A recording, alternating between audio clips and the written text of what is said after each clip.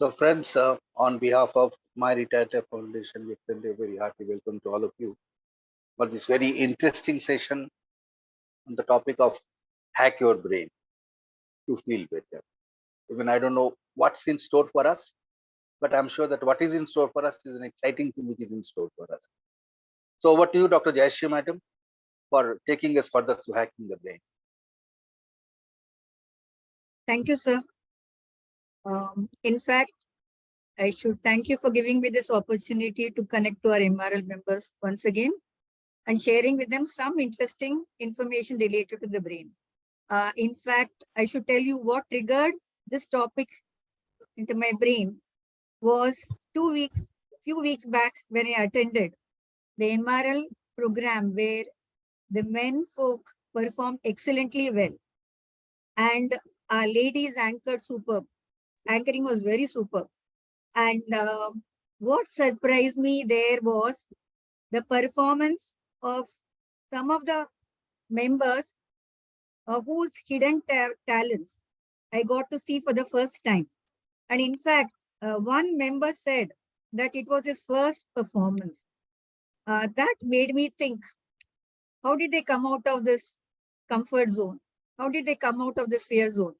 I knew Dr. Sengupta sir has done it again. So I thought, why not share with them what the neuroscientists have to say about fear, procrastination, and is it possible for us to get away from all those things? Are there some ways? So in today's talk, we will see about it. We'll go to the presentation now.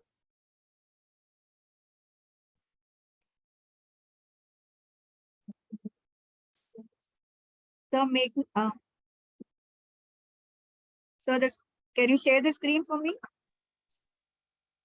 Yeah, I've already given you the post. Yeah. Right? You can Okay. share. You all can see? Can Yeah, you we all can see? Yeah, okay. The topic I have written is actually welcome to hack your brain to feel better. Normally, the word hack has a negative connotation because we try to steal information from others without their knowledge. But here I have used the term in a positive way. In fact, many of us do not know what is happening in our brain, which affects our daily functions. And आप लोगों को ये जानकर बहुत ही आश्चर्य होगा कि if we know how the brain functions, in fact, that knowledge itself can liberate us from many problems we all face. So this is mainly to know what is happening in the brain for our own self-growth. Here I have taken today only 2 topics because I hope to cover it in an hour where you can get some useful information. So the first one I'll be dealing with is procrastination. Our whole country seems to be suffering from this malady, procrastination. I think somewhere it starts right from childhood. Ask a mother, she will know. She will tell you how difficult it is to get the homework done from the children. Now, senior citizens too do it because many of the mothers are working. You ask, every student thinks it is his birthright to postpone studying till the exam comes near. The IT people always seem to complete the project when the deadline is approaching. Bills to be paid, running to bank, working out the tax deduction, eagerly waiting if the date is going to be extended. All of us are aware. Of course, there are some exceptions. Our Prime Minister always seems to be working in advance. Our Minister for Road, Transport and Highways, Nitin Gadkari, always seems to be completing the project much ahead. And I'm sure all of you will agree with me. If you have to work with Sengupta sir, you can't procrastinate. Every act of his is meticulous and executed. Of course, these are all exceptions. So let us see.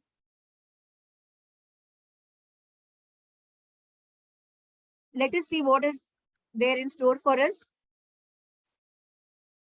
William James said, nothing is so fatiguing as the eternal hanging on of an uncompleted task. What is procrastination? How do we define that? It's a voluntary delay in action despite the knowledge that it may harm the long-term goals. हमें सब पता है, हमें ये काम करना ही है, but फिर भी हम postpone करते रहते हैं. Why do we do that? Even though we know, every student knows right when he has joined that the exam is going to appear come a particular month, but always there is only when, as the months keep approaching near, he starts opening his book. So why does all this happen is something one has to ponder over. How does the neuroscience see it? Scientist looks at it. According to a neuroscientist, procrastination is a split-second emotional reaction.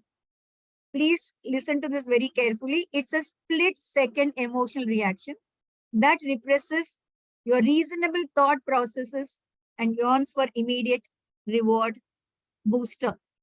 So, if we are having procrastination, we all can understand, according to neuroscientists, it's an emotional response.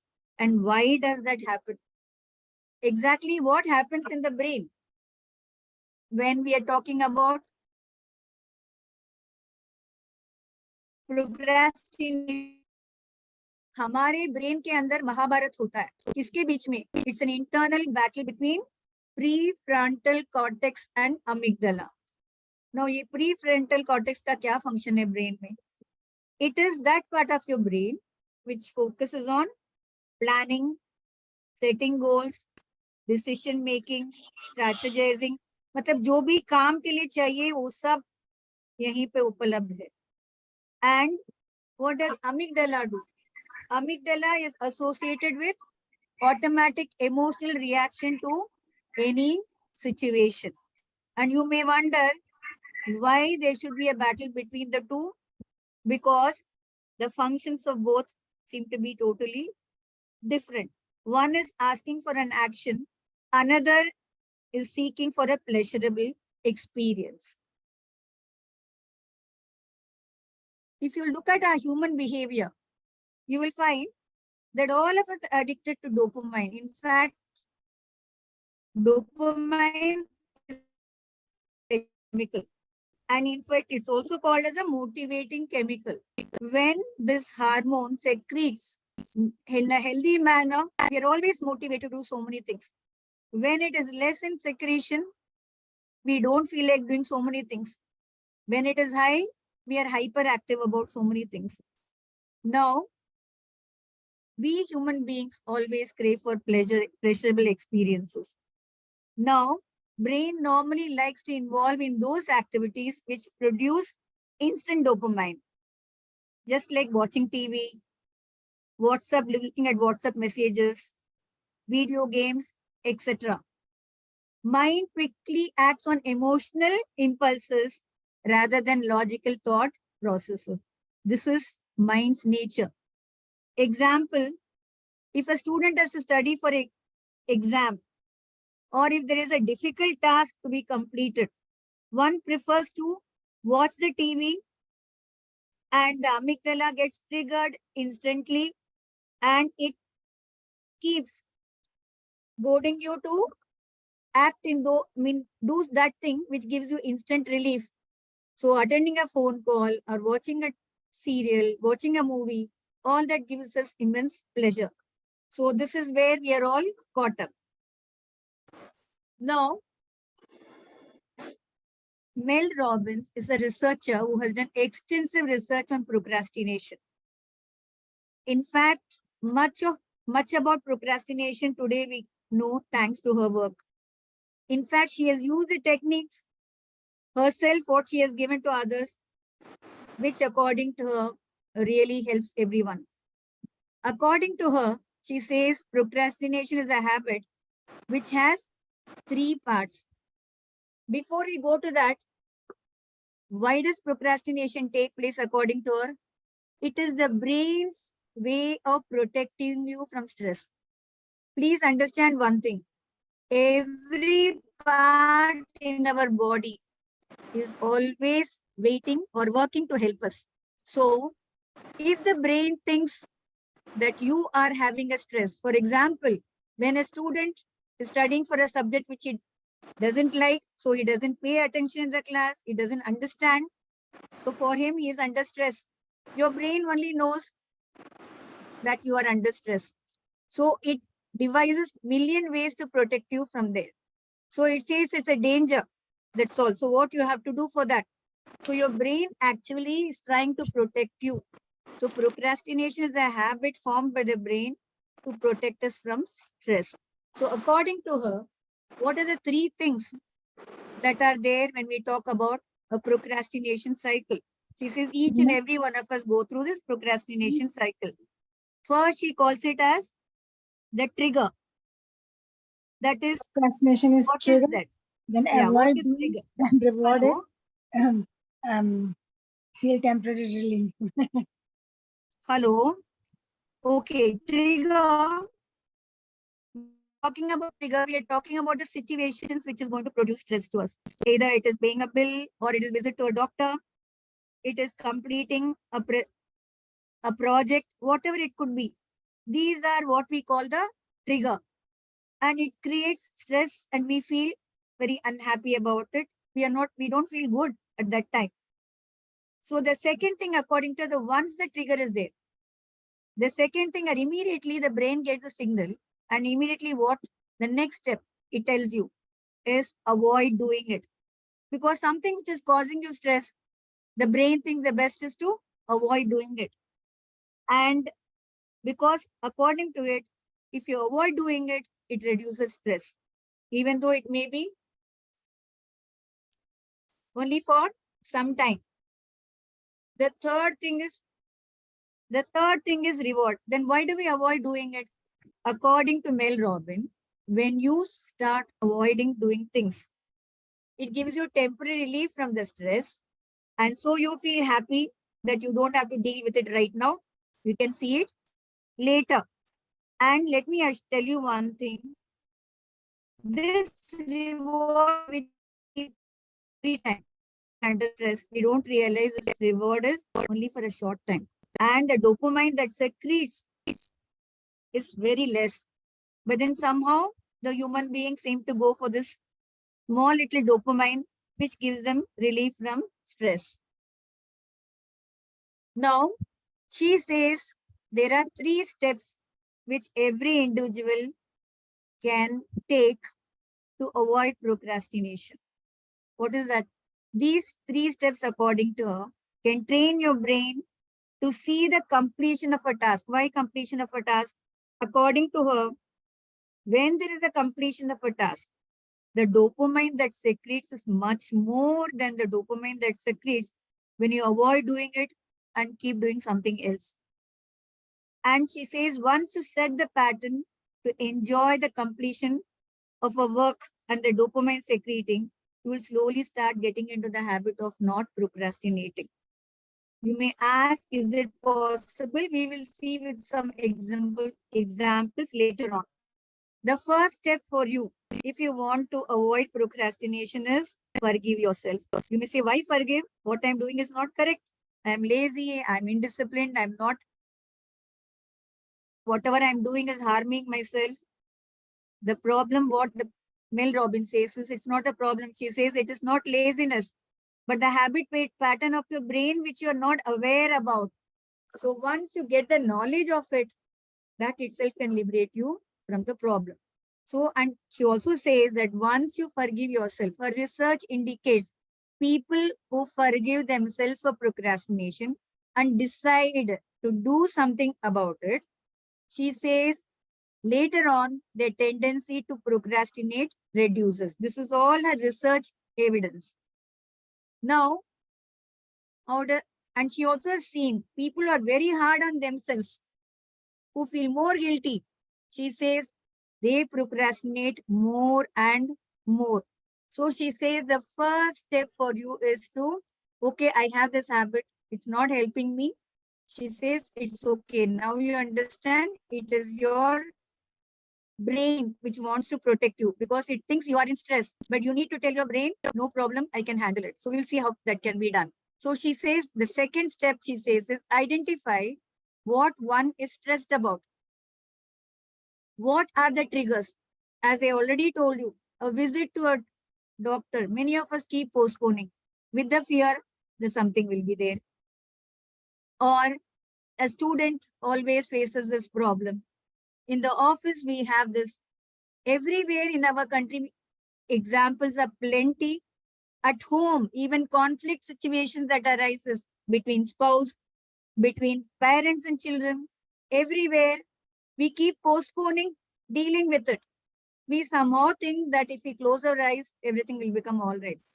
It doesn't happen that way. So she says you have to be aware what is bothering you. Once that step is taken and you know what are the stresses, she says 25% of your problem is solved.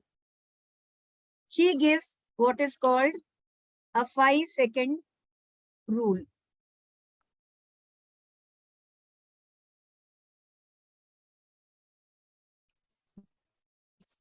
According to her, if you learn to follow the 5-second golden rule, you can change yourself from being an autopilot to a decision maker. Let me repeat. According to her, if you decide to use this 5-second golden rule, you can change from becoming from an autopilot to a decision maker. And what does this 5-second window do? It allows the brain to move from idea to action. How does that happen? See, the amygdala, as I told you, it is an instant emotional response to any situation. And when you follow this 5-second rule, we will see how that can be followed. It breaks down the amygdala response in the brain. And once that response is broken down, it becomes easier for you to move to the pre-cortex. I told you already the prefrontal cortex is the one which plans, which takes decision, which strategizes, means all things that are required for you to act, to get back from inaction to action. So to break procrastination habit, we all should understand one thing.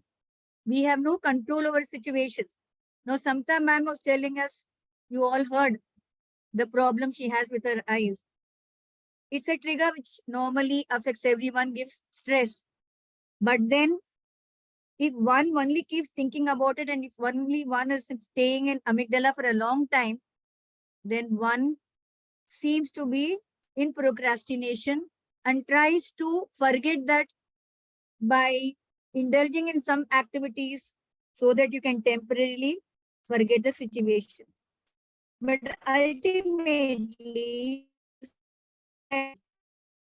she looks out for so many other ways where she can avoid this problem and take action. That is, she lets the prefrontal cortex take over instead of just sitting and crying. This has happened to me. I don't know what to do. What is going to be my future? So the 5-second rule, she may not know what she is doing, but according to the neuroscientists, this is how they have broken down the entire thing step by step for us to see. The 5-second rule helps us in breaking this habit of avoiding, because the problem, let us please understand, the problem is not avoiding. The problem is avoiding. Problem is, how do we avoid this habit of avoiding? So here in procrastination, we should learn to deal with the habit.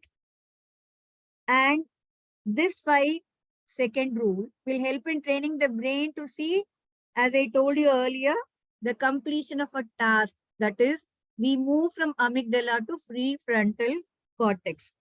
So it helps in developing the skill of connecting system. Hey, ma'am, it looks very nice to hear, but how does this happen? Now, let me give you the example. What is this 5-second rule she talks about? Let us say that you have to visit the doctor. You know that you can't avoid it. Now the pain is getting more. All these days you had some painkiller, forgot about the pain, but the pain keeps repeating and say, please, you have to take note of this. So ultimately, everyone at the house shouts at you. You want to go. But actually, It is the stress which is preventing you. So you try to look for all avoid. You say, let me do for alternative healing. Let me go here, there. Let me not go to the doctor. He may say something. But often I have seen many people because they have refused to acknowledge the actual problem. And for that, acknowledging the problem, you need to move towards prefrontal. And what does one do according to Mel Robbins? You will all be surprised and say, is it possible? She says, whenever you are having a problem of procrastination, now let us say the decision to get up in the morning, every time we set the alarm, but we don't, we put it off, or exercise, or we have so many things, we'll eat good food, tomorrow we'll follow a diet, everything goes for a toss after some time, and then it continues. She says, tomorrow, let us say, next day you want to get up, you have decided, no, I'm going to. She says, the moment the alarm goes, what will you normally do if you let the amygdala respond? Immediately you'll put it off or switch it off. Here she window. She says, count 5, 4, 3, 2, 1, and just jump out of your bed. You may say, does it work? It works. Even I have tried. Before I talk to anybody about anything, I also tried. So I have kept certain activities. I checked whether it works. And why should we listen to this 5 seconds? Because your brain wants you to do that when it wants to help you to move into action. Please let me tell you again and again, every part in your body is all the time waiting to help you, to keep you in good health. Even when you are under stress and it is very difficult, the heart has problem pumping the blood everywhere, because when you are under stress, it is the cortisol which keeps flowing. And when there is cortisol, enough blood does not go to all the parts of the body. It's only the blood that goes to the extremities, your hand and leg. Why? Because we all have come from the animals. You see, when a deer sees a lion, it has to run from there, flight. And immediately the cortisol secretes and all the energy runs to the leg, and within seconds, the deer vanishes. So even we do have that. So when we are under stress and when cortisol flows, the blood does not flow everywhere uniformly. And the blood, let me again tell you, please, the blood does not flow to the higher part of the brain. In the brain, you have something called the root, the stem, that is the basic. You have what is called the limbic brain, the middle brain, where this amygdala is. And that is where your emotions, memory, hormones, all of them are a part of the middle brain. Higher to that is your frontal, the cortex brain, where you have all those parts of the brain waiting for you to do well in life. And it says we have all the tools. You just enter us. That's all. We'll do everything for you. So this magic rule of 5, 4, 3, 2, 1 just pushes you from amygdala to prefrontal cortex. She says if you miss the chance, again you get into the trap of amygdala. With this tool, she has helped several people.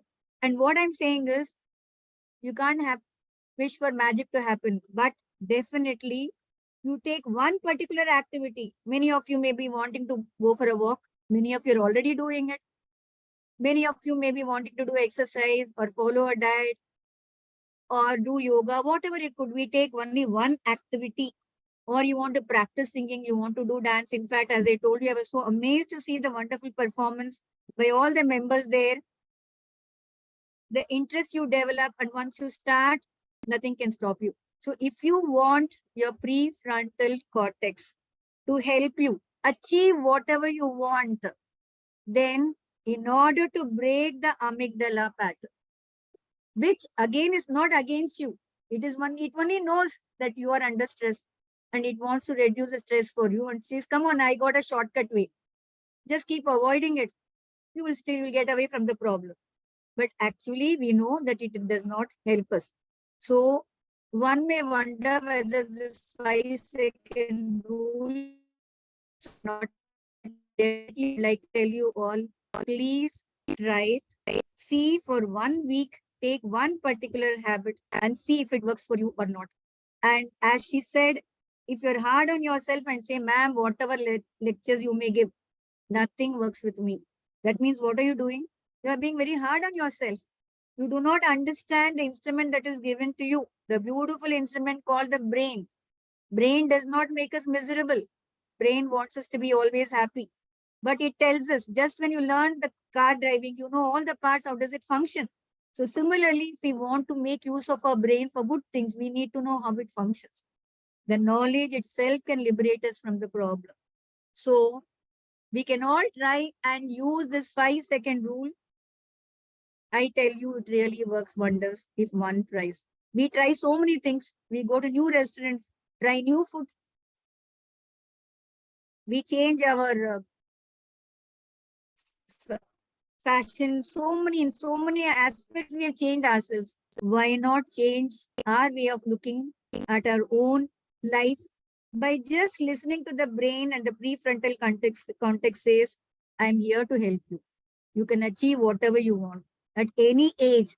My purpose of talking to you all is, even now you can do so many things which you feel you are missed out, because at that moment we just postponed it. Many of us lament that we could have done this, we could have done this.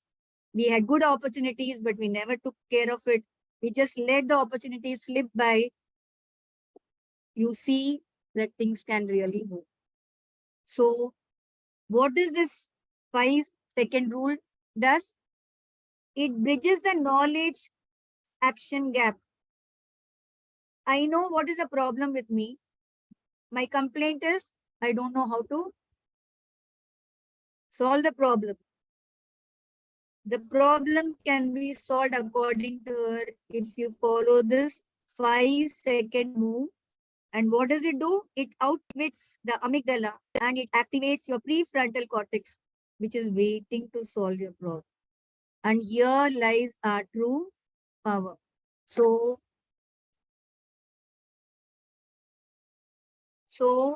this is for procrastination. We shall move on to something very interesting, which someone had asked me earlier. How do we handle fear? So I thought I will talk to you about what the neuroscientists have to say. And this is also very interesting because what exactly happens and how we can trick the body and how we can help ourselves can work wonders for us. Can you see the slide? Are you able to see it? Hello? Can you all see the slide? Yes. Okay. It is fear that brings misery, fear that brings death, fear that breeds evil. And what causes fear? Ignorance of our own nature, said Swami Vivekananda. The moment you think of him, courage is what comes in front of your mind. And if we talk about fear, what is fear? It is a conscious awareness that there is a danger. All of us know. And it is common to everyone. Maybe when a child is born, it may not immediately know about it. If you keep a snake in front of a 2-year-old child, it will try to go and hold it. Unless the mother comes running, pulls it away and shouts at it next time when it sees anything moving, the child will get scared and think that something is there. It has to avoid.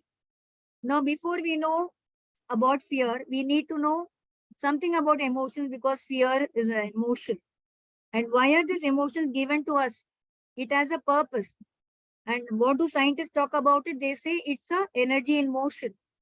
And it was Candace Pert who found out that emotions are the movement of electrically charged chemicals called the neuropeptides. When you're angry, when you're happy, when you're sad, when you are having fear, there are some electrically charged chemical movements going on in the body, traveling all over.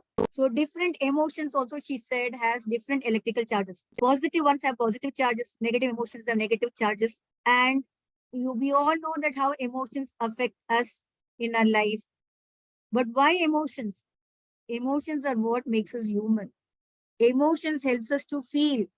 It is emotions which bonds human beings together. It helps you to organize your behavior, and it is very much required for survival. And it is emotions which motivate you to act. And this is what helps us to communicate. And emotions also let us know how others are also feeling, because we are not isolated human beings. We are all bonded. Nature is made in such a way that we are all dependent upon each other. And if we have awareness about self and how others feel, then we won't have war, what is happening between Russia and Ukraine. People do not seem to be sensitive to others' feelings. They are not able to see the destruction right in front, but it is their anger which takes over, which causes so much of destruction and affects the entire world today. So, how does understanding emotion help us? It makes us aware of ourselves, and it also helps us to learn the best ways to use our emotions and feelings, which will help us for self growth. And we also learn that it is okay to express our feelings in appropriate manner. Normally, ladies in our culture, they repress their emotions. They don't express their feelings. It is normally said about Indian men too, compared to the men or the other places, that men think that they should not cry because that is not culture appropriate. In fact, they say they're more prone to mental illness compared to women. Why? Because women express it. They share with others. Men suppress it. And somewhere the anger or grief or whatever can explode. This is what research says. And we also should know, not only should we know, it is okay to express our feelings, but in an appropriate manner. Similarly, we also should know that it is not okay to express our emotions in ways that is harming self and others. Today, we see a lot of crime and violence because our youngsters or children at home have not been taught about this important aspect, that it is not always okay to express whatever we feel, because we are not isolated human beings. Now, types of emotions, as I already told you, positive emotions, what are they? That one feels very happy. It makes an individual feel good, and it results in a satisfying, it also produces satisfying results. When you are happy, you cannot create conflict around. When you are sad or angry, you cannot create peace and harmony. This is nature's law. This is how our body is made. Negative emotions always zap our energy and makes one feel low. Why is it? Because when you're having negative emotions, you are taking the stored energy. When you are having positive emotions, you are giving the body more and more energy. It is like saving in a bank. Positive emotions are like saving in bank. And negative emotions are what? Withdrawing money from the bank. Ultimately, we all know what happens if we remove everything. Fear is often misunderstood. What do we mean by that? Many people say, oh, the big, like positive thinking. But this positive thinking does not work when it comes to fear. Oh, fear is nothing. You should never bother about it. You should rise about fear. You should feel the fear and think positive. The neural scientists say all these statements does not work. Why does it not work? Because the more you try to ignore the fear, the more it will come chasing you behind. I remember one beautiful story. It's not a story. It was narrated by a brigadier. He was born at a military family. His father was from military, but he as a child was scared of everything. The mother was worried that how she's going to bring him up. One day she had told him to go and get bread from the shop nearby. The child goes, and suddenly she hears him screaming. She comes out the balcony and sees he's screaming, he's running, and the dog is chasing him. The mother says, "Stop, stop." And the boy says, the brigadier says, "I do not know why I stopped at that moment." And she says, "Look back." And when he looks back, the dog wags its tail, because the dog is programmed to chase anything that is moving. She calls him at home and she says, when he was, I think he was in his 8th standard, he tells us that his mother said, fear is like that. The moment you start running away from things, it will chase you. The moment you stop and look at it, the fear will vanish. So it is not to say that if you continue to keep running away from things which causes you fear, according to neural scientists, it is not going to solve your problem. It is going to add on to your problem. Now, is it possible, ma'am, to handle fear? All of you might be curious to know about this. And the neural scientists say there are. So today there are many ways. Today I'm only going to talk to you about few of them, which I'm sure will help you, and they're easy to do. And in fact, some of them are already being done by all of you thanks to Sen Gupta's work. We will see what are those. Now, all of you have heard about neuroplasticity. Our brain actually is wired to change. And if we understand this principle, strangely, it will help us to handle fear. You may wonder, how does it handle fear?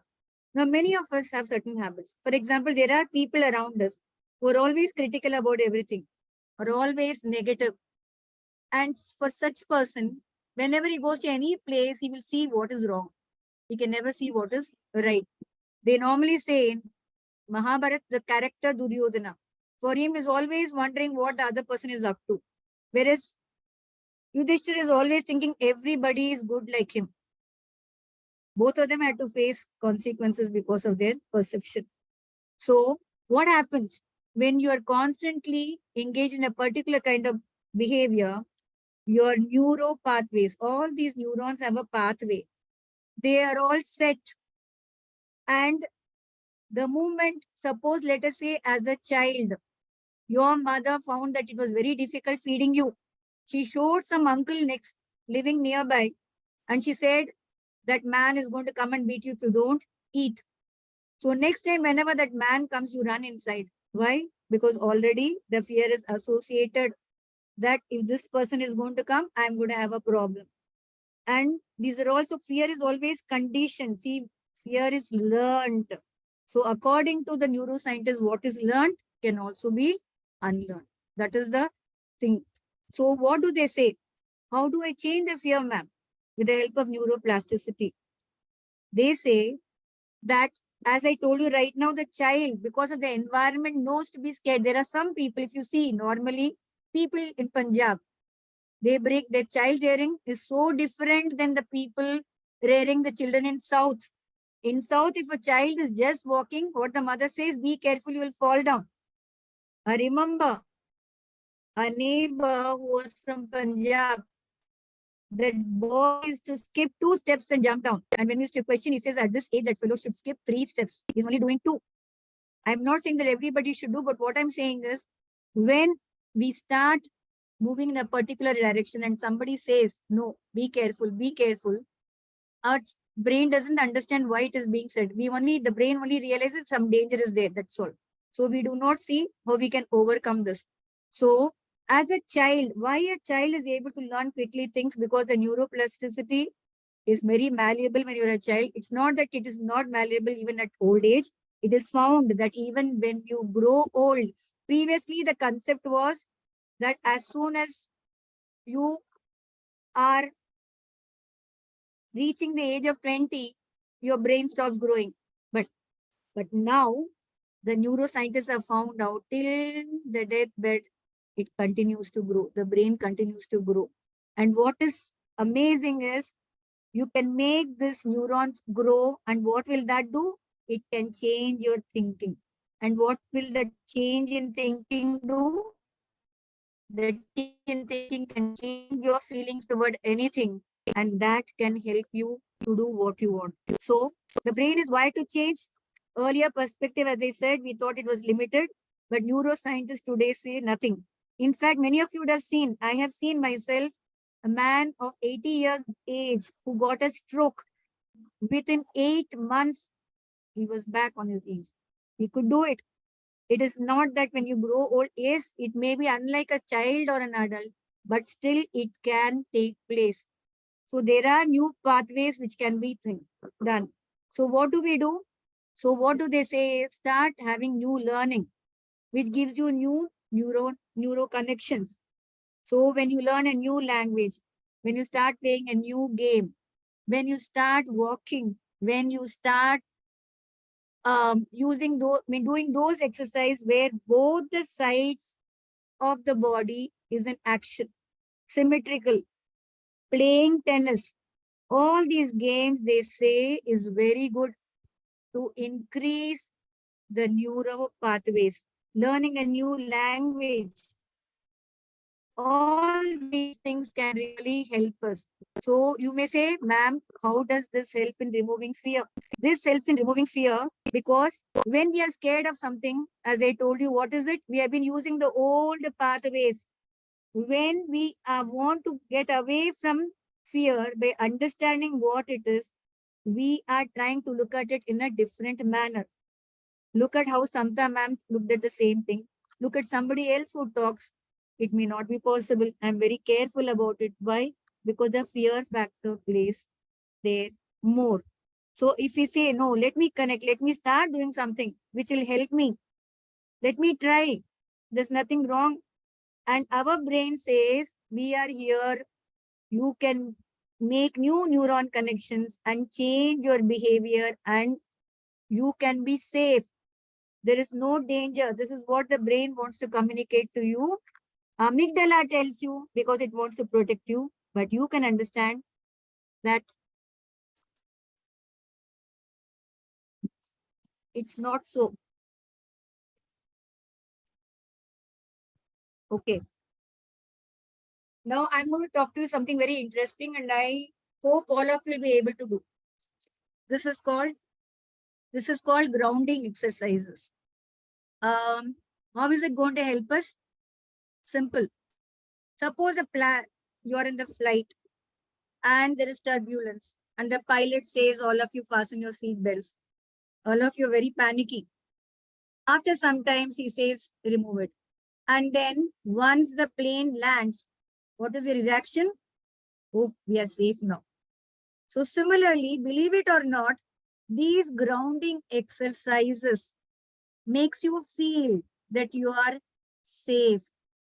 You may wonder what is so great about it. Let me tell you, I have not discussed much about the physiology because it's not needed, but basically something I tell you that when in our body, in our autonomous nervous system, we got two things called the sympathetic nervous system and the parasympathetic. And whenever you are under stress, it is the sympathetic system which is activated. What happens at time? Your body is in a heightened state of arousal. Heart beats faster, blood is circulated, there is a blood pressure. All this takes place. Why? To protect you from danger. So you to be into action. Now, if you continue to be always in the arousal state, after sometimes your immunity breaks down. And as I told you, when you're under stress, your brain does not get complete blood supply to the cortex part. So what to do, how to get out of it, do not know. For example, when a deer sees a lion, it flies from there. So it is a flight. When a lion and an elephant are there in front of each other, they fight. You have seen a rat in a cage, it is frozen into fear. Freeze. Fight, flight, and freeze is what the normal response is there. Now, whenever there is a stress, it is the sympathetic system. And whenever you want to be calm, what is activated in your body is your parasympathetic system. And these grounding exercise, mind you, the neuroscientists say, puts your body into calm. It relaxes you. And the moment you are relaxed, the blood supplies, the heart is very happy. Okay, this fellow is out of danger. I can now pump the blood to all parts without any problem.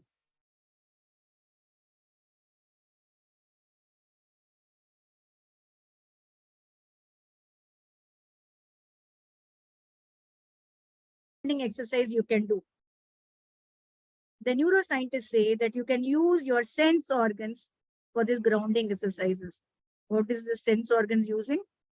For example, many of you might be doing, when you go for a walk, remove your shoes and just walk barefoot with your feet on the ground, on the earth. They say this is a beautiful exercise everyone can do. And when you do it, they say your nerves get calm. You feel relaxed. So one thing is touch, through touch. So this is one example. The second is, you may find it very funny, but it's occipital lobe is which is responsible for the functions of your eyes. Now, they say the simple rotating of your eyes, clockwise and anti-clockwise, near and far, sideways, helps in reducing anxiety. Not only that, if it is continuously done over a period of time, can also remove the OCD, obsessive compulsive disorder, to some extent. Amazing. This is told by a neuroscientist. He says the simple exercise whenever we are sitting before the TV, when we are out in the garden, it's very simple. Take few minutes off, look far, look nearby, rotate your eyes. It really helps. And evidence for this. The third, start hearing new sounds. When you are there in any place, just try to catch up those sounds which you are not. In fact, whenever I used to teach and I used to find a lot of noise in the class, I used to stop it and tell the students, close your eyes and listen to 3 sounds and tell me. And invariably, the first example of this would be the fan. The fan otherwise is there, but they've never noticed it. But when you are quiet, even that is audible. You can hear the birds chirping. You can hear all these things happen. So what I'm saying is, he says that when you start looking into hearing something every day, you can have 3 sounds to be heard new, 3 things to be seen. Means you can take an object, look at something 5 in that. Next day, take the same object and look at something more than what you looked the previous day. Believe it or not, he says these are excellent grounding exercises. Then, not only that, he says breathing. What is the kind of breathing he advocates is, you inhale twice and then you exhale through your mouth. Inhale twice and exhale once through your mouth. He says this also helps if you do it even for 5 minutes. They say it helps you. So through pranayam, we can, through regulating our breath, breathing also, we can activate our parasympathetic system. Not only that, you can experiment this and see. Suppose when you are very sad, when you are tired, when you are frustrated, you see your body posture. It is normally slouching like this. It is automatic. But when you just sit straight, see if you can feel sad. The neuroscientists say there is an intimate connection between body posture and emotions. They say that when your body is erect, the spinal cord is straight, the blood is flowing, and that immediately alters your mood. So they say the way we carry our body also has an immense impact on the way we feel. Apart from it, what Sengupta sir is doing and what you're all doing, every week you have a music session, dance you performed, and so many things, games, new things, all these also, according to them, can activate your parasympathetic system. So these are simple exercises which everyone can do every day, which doesn't take much of your time, but it helps the body to relax. The last step I'm coming here is facts related to fear. According to Mel Robbins, she has given a 3-step strategy. First, she says you need to know the fact about fear. What, according to her, is fear? She says it's a physical state. And she also says this, please listen to this very carefully. She says excitement is also a physical state. And she says both fear and excitement have the same physical state. Same amount of, the same skin response, the same heart response, everything is same. So her trick is, how can you make it transform from fear to excitement? For that, she has the same 5-second rule. Anchor thought. It is not reform, it is reframe fear and excitement. And then she says, make the same fear work for you to get out of it. How is it possible? She says, first let's talk about anchor thought. What is this anchor thought? Because already we have seen about 5-second rule. I'll narrate that with an example. Anchor thought. She says, whenever you are under fear, that fear immediately should be followed by a thought. That is, what is the thought? Which is exactly opposite to it. What do we mean by that? Suppose, let us say that you want to meet the boss to ask for a raise in salary. And every time you muster up the courage, you go near the door and you come back. You don't know what is going to be. So she says, as soon as you think of the fear that this work may not get done, she says, immediately put the anchor thought where you're talking to your friend and you're saying, when I spoke to the boss, I could not imagine that the work could get done. So or you are yourself coming out happy about the dialogue, even though you might have said not now, but definitely I'll see. At least the ice is broken. So she says, so I'll give you some other example when we finish doing this. So she says, as soon as you get fear about anything, please immediately think about an anchor thought, which is just exactly the opposite, which will evoke excitement. Now, for example, today, I was worried about not the presentation of what I'm going to talk to you, but I was worried about the problem with my laptop because there was some problem hanging. I was wondering what will happen. But now, if I keep getting worried, that is not going to solve my problem. So I thought, what should I do about it? So I asked someone to help me have another laptop. If in case some problem is there, the show will go on. I mean, this is the anchor thought. If this is there, what can be done? What can make the purpose be achieved? Now, how does the 5-second rule apply? Now, let me see. Let us say this flying experience. Many people are scared of flying. Now, you are sitting in the plane.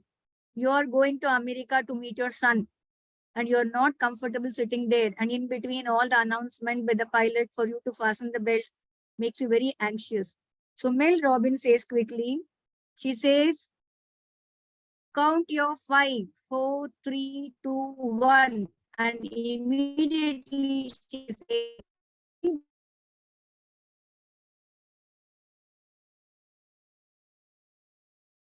or hugging them. And immediately she says, the moment you say 5, 4, 3, 2, 1, from where does the brain move on, from which part to which part? It moves on from amygdala to prefrontal cortex. So that helps you there.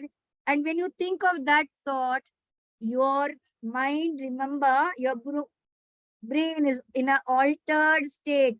It is no longer in the fear state. You are visualizing the scene of your son coming, your grandchildren coming and hugging you, the excitement, and that moment can interrupt that fear. And what will happen? From the fear, it will move on to excitement. And let me tell you, here is something very interesting which all of you have to listen. What is happening when you are under fear? Your brain is against you. Ma'am, what do you mean by that? The moment you are under fear, your brain comes up with 101 reasons or ways to protect you from danger. The brain, the amygdala, has this habit of magnifying risk for you. So it is called a spotlight phenomena. So immediately what you should do is cut off that part of it. So when you are under fear, the brain is against you, giving all the excuses or the dangers it projects in front of you. But the moment you are in excitement, the brain says, cool, so many things can be done. You think of what all you can, where all you can take your grandchildren go, you can go for a walk. So many things which you want to talk to your son, all those things comes to your mind. So there she says the brain is for you. The simple trick is, in fear, the brain is against you. Now it is for you. So she says, this way you can make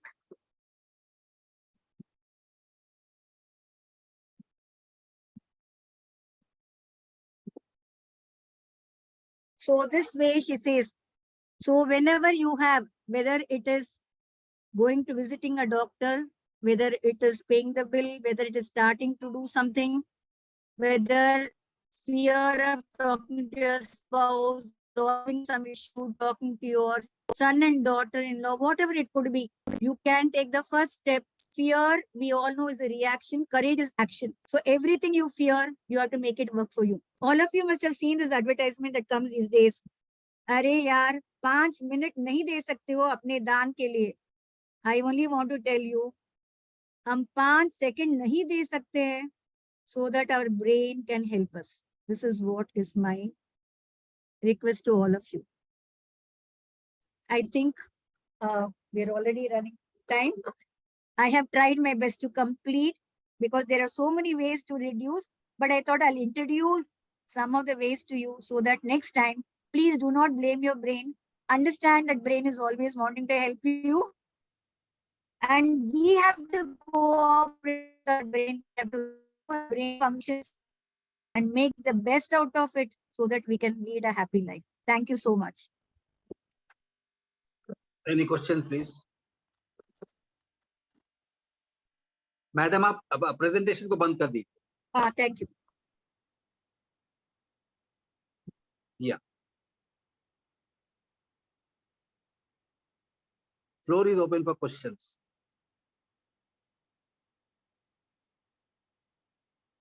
मैं यही बोलना चाहती हूँ आप लोगों से कि please ऐसा मत सोचिए कि ये नहीं हो सकता है. ये हो सकता है because if we understand the way our brain functions, I'm sure doing the grounding exercise, walking barefoot, rotating your eyes, the music which week you are having a feast, deal कर सकते हैं. I do not know how many of you are convinced of what is spoken to you, but this is all what your brain says to you. Now it is for you whether you want to listen to your brain or you want to live under that illusory fear and make your life miserable. Where we have to act. Can anyone say anything about this? Do you feel it is possible? Open it is no problem. You can. And let me tell you one thing I forgot to tell you what Mel Robbins says. It is always hesitation and silence. The 1 minute hesitation or silence, she says, can change your life. Where you don't, every day you get up, the same thing continues. You don't go for walk, you don't do your exercise. The same fight happens in the house. She says, the moment you take this fine, once I know this is the problem, what can be done? What is the support I can take? How can go about? There's no harm.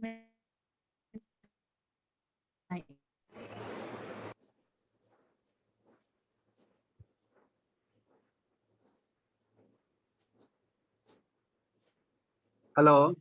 Hello, Dr. Giri. I have a question. Yes, ma'am. Hello. Yeah, I can hear. This is Kusum Jagasia. Yeah, You know, I feel it's quite easy to say the anchor thought. But you know, when you're tongue-tied, your lips and mouth are dry in fear, how does one have that anchor thought? It's quite a challenge, I feel. What I'll tell you, ma'am, what exactly happens is your mouth is dry, you are tongue-tied, you're not able to say anything. Why? Because you are in that state of fear. Now, what she says is the window is a 5-second window. She says the moment. What I'm trying to tell you is, see, what I want to tell you, it's not a magic, but if you try it, I had a boy who used to come to me a lot of fear. Facing the interview, he could not. And when he used to ask a question, he used to be tongue-tied, even though he knew the answer. Next time, I told him one simple trick. I told him next time when they ask you, just smile. He said, how can I smile when I do not know? What nonsense. But that was, I was talking from the body signs. What was it? The moment you smile, your heart thinks that your problem is not so grave. We have to trick our body. We have to know, because the body does not know what is the truth. It gets the information from the brain. This anchoring thought also, what I'm trying to say is, you have to start practicing it, ma'am. Now you give me one example of one fear you have. Let us see if we can work it out in 1 minute. Let us see if we can do it together. You tell me one fear. Fear of heights. Fear of heights. Height. Like Yeah. I have never gone on a roller coaster. That Yeah. fear, you know, like I've been pushed into, but I will just not step into that. It's I really get very, very nervous, very as you say, you know, various excuses of not going on a roller coaster. So that fear, you know, when I come down, I'll die, or Yeah. whatever. You know, This that is is the fear I was okay. This talking is an about. excellent example you are given. Why? Because this is a phobia, ma'am. Okay. Uh, Phobia is a deep-rooted fear which you have developed over a long time. years. Yeah. Yeah, years. So that it is the neuro pathways have already been done, and your mind immediately quickly goes to the same road which it is familiar. Okay. Now, suppose don't go to a big greater heights of so many things. Suppose you go to a merry-go-round. Have somebody whom you are confident of, holding your hand tight with a fasten belt.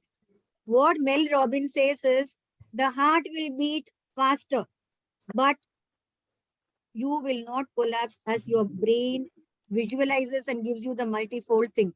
What is it is you have to start somewhere. For example, as a child, I used to be scared of dogs. Even looking at even if a dog is tied somewhere, it used to scare me. But slowly, I started learning to overcome it. When I used to be near the dog where it is chained, I know it is not affecting me. Slowly, I started learning the thing of why does the dog go behind somebody unless it's a mad dog, because the dog is programmed to move behind anything that is moving. Later on, slowly, when a dog is passing by, I calm my mind, even though my heart used to beat fast, but I used to go. But there was a time when every day I had to catch a 6:15 train and no rickshaw available, 20 minutes walk towards the station. And you don't see any human being there. You see only all dogs roaming around. And even in the station, you will see dogs running from one place to another.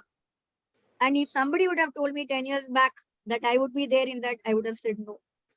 But I have seen it happen. But what I'm trying to tell you is,